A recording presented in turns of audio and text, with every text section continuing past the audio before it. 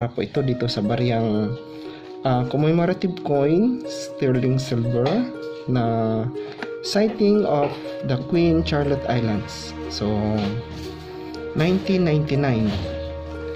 Na-receive ko yung item, basag na yung capsule. Ganito na po siya. Oh my god, tingnan niyo po.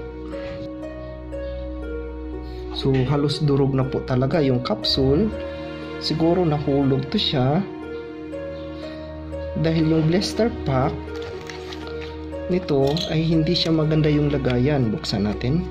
So, ito na po yung bagong capsule. Napalitan ko na. Buti na lang may spare ako. So, back to perfect condition na po siya ngayon ulit. Napakagandang barya. Pro finish.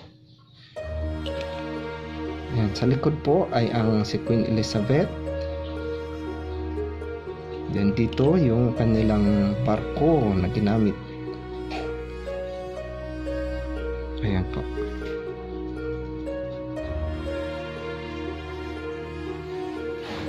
Okay. So from here, buti na lang may spare ako.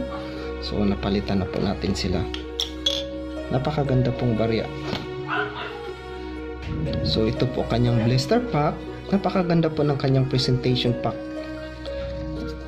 Ayan po. So dito pinakita pa nila yung painting.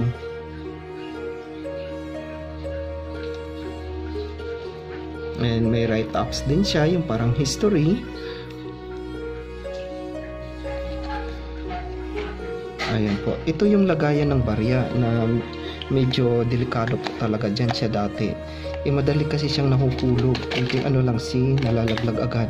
Kaya siya nabasag po. So,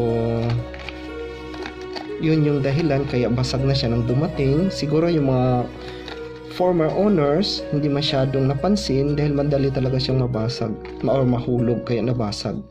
So, ayan po yung nangyari. Durog na. Okay. So, ngayon napalitan ko na siya ng bago. Ayan, napakagandang barya. And other precautionary is ilalagay na natin siya sa plastic.